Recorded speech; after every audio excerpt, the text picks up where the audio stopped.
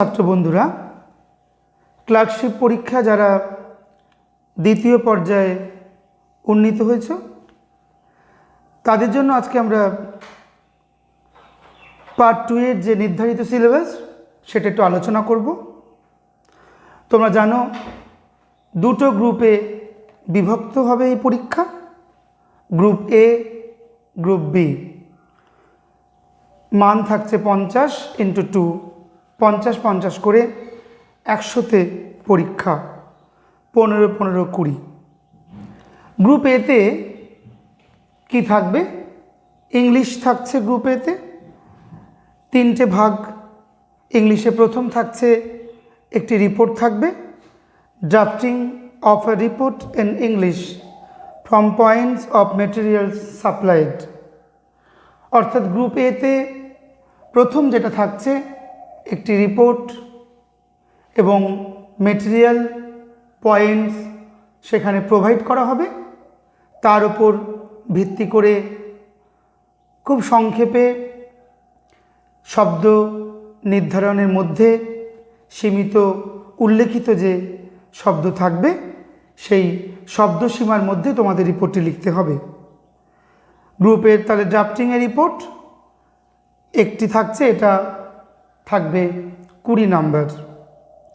Group বিতে তোমরা পাবে কনডেন্সিং অফ এ প্রোজ প্যাসেজ, একটি গদ্য থাকবে ইংলিশে, সেটাকে সামারি বা যাকে প্রেসি বলছি সেই প্রেসিটা কিন্তু করতে হবে।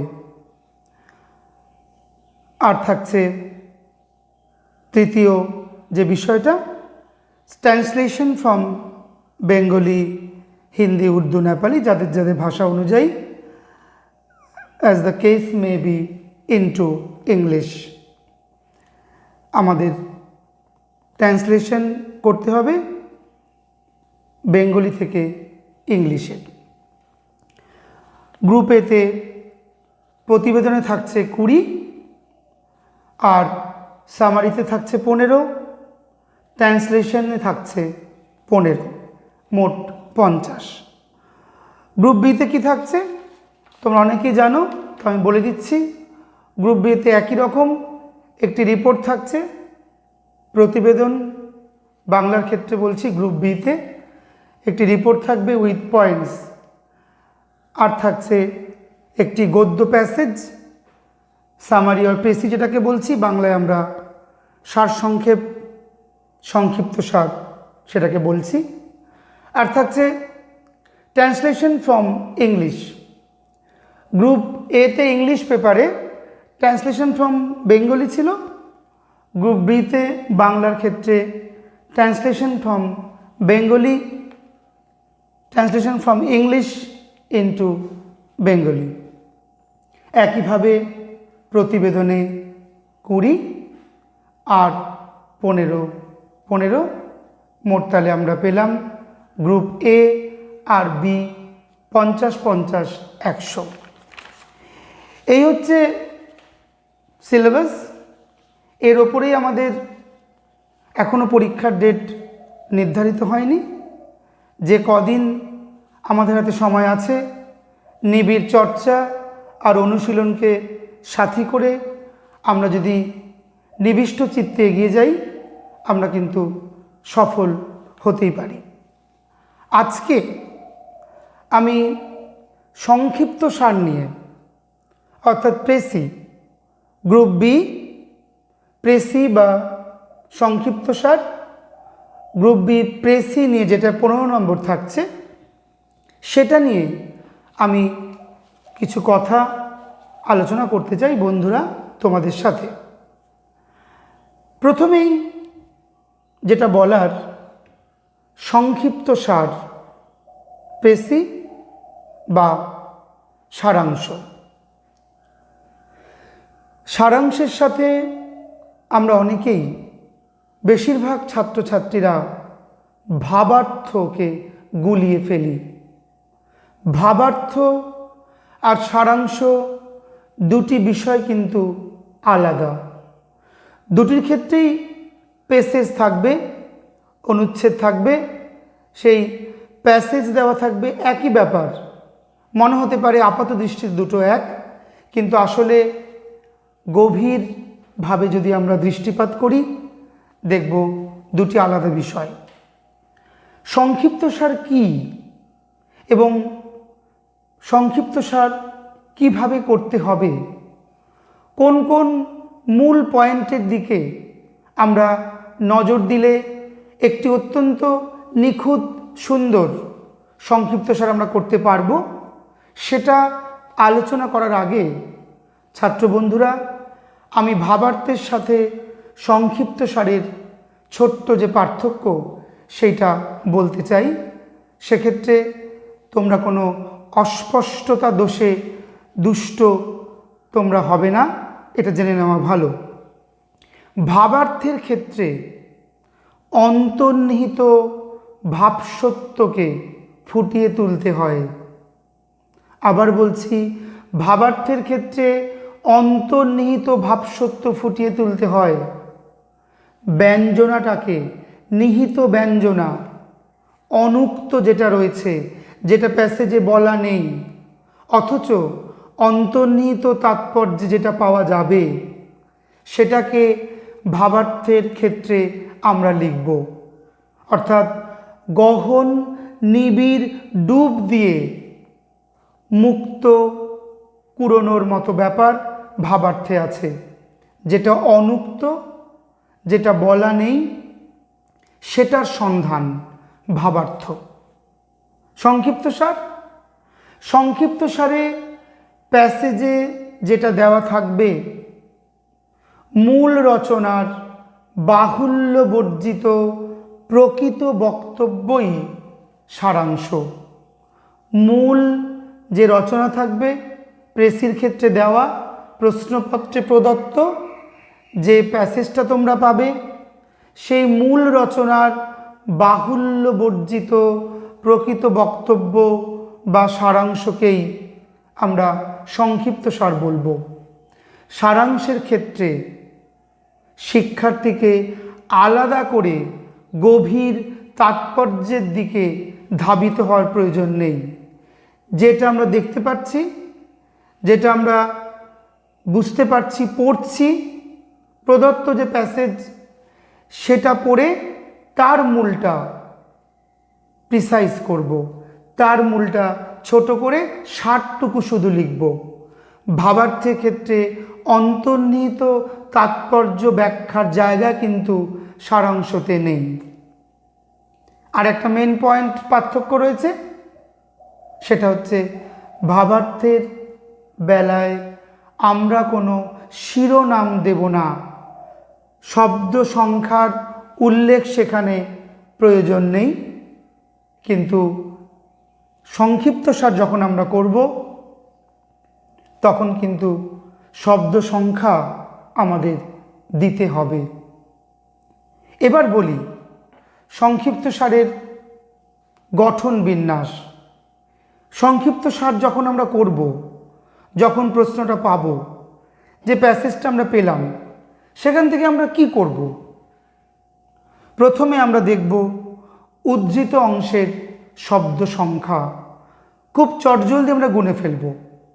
তারপরে মূল কাঠামো, তারপরে টাইটেল বা শিরোনাম, আর সংক্ষেপিত অংশ বা সংক্ষিপ্তসার, আর সংক্ষেপিত অংশের শব্দ সংখ্যা নির্ধারণ খেয়াল রাখবে।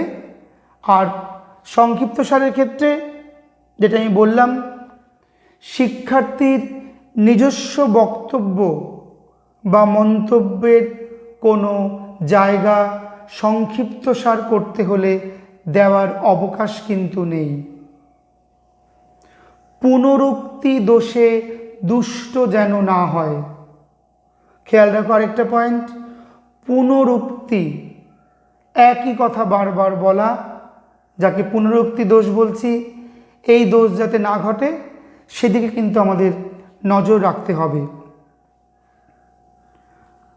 আরেকটি পয়েন্ট, প্রদত্ত যে রচনা, সে প্রদত্ত রচনাটির কেন্দ্রীয় ভাবের সাথে সামঞ্জস্যপূর্ণ নয়। প্রদত্ত রচনাটির মূল বা কেন্দ্রীয় ভাবের সাথে সামঞ্জস্যপূর্ণ নয় বা যুক্ত নয় এমন ভাব বর্জন করতে হবে। বোঝা গেল? আরেকটি পয়েন্ট খেয়াল রাখবে তোমরা, সংক্ষিপ্ত সারে কোনো বাক্যে প্রশ্ন চিহ্ন ব্যবহার করা যাবে না। সামগ্রিকভাবে সংক্ষিপ্ত সার নিবিড় পঠন করবে, নিবিড়ভাবে পড়ে উদ্ধৃতি, সমাসবদ্ধ শব্দগুলো, অনুকার অব্যয় এই সমস্ত বাহুল্য বর্জন করে অত্যন্ত সরল গদ্যে সংক্ষিপ্ত সার করাই হবে তোমার গন্তব্য, তোমার আসল কাজ। আজকে আমরা দু একটি সংক্ষিপ্ত সারের নমুনা তুলে ধরব। আশা করি আগাম আসন্ন যে পরীক্ষা, সেই পরীক্ষার গ্রুপ বিতে প্রেসির ক্ষেত্রে এই আলোচনা তোমাদের কাজে লাগবে, তোমরা উপকৃত হবে। প্রথমে আমি তোমাদের একটি সংক্ষিপ্ত সারের প্যাসেজ পড়তে চাই, তোমরা একটু মন দিয়ে শোনো। গ্রুপ বি এর বাংলা প্রেসি বা সংক্ষিপ্ত সার। আমাদের লড়াই ভূতের সঙ্গে, আমাদের লড়াই অবুদ্ধির সঙ্গে, আমাদের লড়াই অবাস্তবের সঙ্গে। সেই আমাদের চারিদিকে ভেদ এনেছে, সেই আমাদের কাঁধের উপর পরবশতাকে চড়িয়ে দিয়েছে, সেই আমাদের এত দূর অন্ধ করে দিয়েছে যে যখন চিৎকার শব্দে ঢেলাকে গাল পেড়ে গলা ভাঙছি, তখন সেই ভূতটাকে পরমাত্মীয় পরমারাধ্য বলে তাকেই আমাদের সমস্ত বাস্তু ভিটে দেবত্ব করে ছেড়ে দিয়েছি। ঢেলার দিকে তাকালে আমাদের পরিত্রাণের আশা থাকে না, কেননা জগতে ঢেলা অসংখ্য, ঢেলা পথে ঘাটে, ঢেলা একটা ফুরোলে হাজারটা আসে, কিন্তু ভূত একটা। সেই ভূতটাকে ঝেড়ে ফেলতে পারলে ঢেলাগুলো পায়ে পড়ে থাকে, গায়ে পড়ে না। এই হলো গোটা অনুচ্ছেদ, যেটাকে আমরা সংক্ষিপ্ত সারের পূর্ব উল্লেখিত যে সূত্র বা শর্তাবলীগুলি বললাম, সেটার দিকে লক্ষ্য রেখেই তোমাদের কিন্তু এটা করতে হবে। মূল কেন্দ্রীয় ভাবটাকে বুঝে নিতে হবে, সেটা খেয়াল রেখো।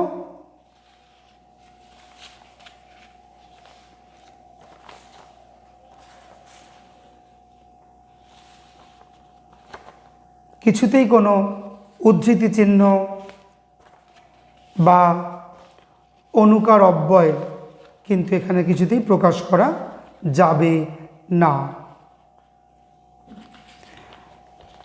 একটি আমরা শীর্ষনাম দিতে পারি, শীর্ষনাম আমরা দেব, তার আগে বিষয়টা বুঝিনি যে অজ্ঞানতা অবুদ্ধি আমাদের পরম শত্রু।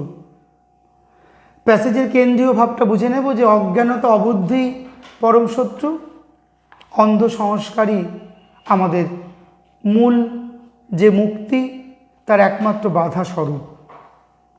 সেই ভূতটাকে যদি একবার আমরা সরিয়ে দিতে পারি, ভূতের ঢালাটাকে, তাহলে কিন্তু আমরা কাঙ্ক্ষিত পথে যাত্রা করতে পারব। এই ভূতটাকে ঝেড়ে ফেলতে গিয়েই আমাদের এত দেরি হচ্ছে। তাহলে ভূতটা কি? আমাদের সংকীর্ণ চিন্তা, আমাদের অজ্ঞানতা, আমাদের অবুদ্ধি। তাহলে উত্তরটা চলে আসছি, অজ্ঞানতা ও বাস্তববোধহীনতাই আমাদের পরাধীনতার মূল কারণ। অবাস্তব ভেদবুদ্ধি, অন্ধ কুসংস্কার আমাদের জীবনের মূল শত্রু। এই শত্রুর সংখ্যা অধিক। এদের হাত থেকে মুক্তির একমাত্র উপায় উজ্জ্বল চিন্তাধারা ও বোধহীনতা থেকে মুক্ত হবার সঠিক পথ খুঁজে বার করা। এদের এড়িয়ে চলতে পারলেই আমরা চেতনার আলোতে উদ্বুদ্ধ হয়ে বাস্তব বুদ্ধির জাগরণ ঘটাতে পারব। এই যে উত্তরটা বললাম, এই উত্তরটার শব্দ সংখ্যা লিখতে হবে, গোটা প্যাসেজটার শব্দ সংখ্যা, তারপরে একটা শিরোনাম দেব। প্যাসেজের যেটা আমরা লিখলাম সংক্ষিপ্তসার, তার সাথে সাযুজ্য রেখে প্রদত্ত প্যাসেজের যে মূল কেন্দ্রীয় ভাব তার সাথে সামঞ্জস্য পূর্ণ করে আমরা এর নাম দিতেই পারি অজ্ঞানতাই পরম শত্রু কিংবা বাস্তববোধহীনতা।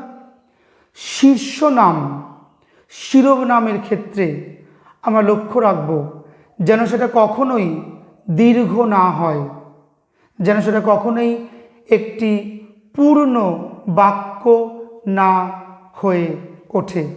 এটুকু খেয়াল রাখলেই আমাদের ক্লার্কশিপের জন্য গ্রুপ বিতে যে প্যাসেজ আমরা পাব প্রেসির জন্য, সেই প্রেসি সংক্ষিপ্তসার আমরা খুব সফলভাবেই ভালো মার্কস নিয়ে করে আসতে পারবো বলেই আমার বিশ্বাস। ভালো থেকো, পড়াশোনা করো, সুস্থ থেকো।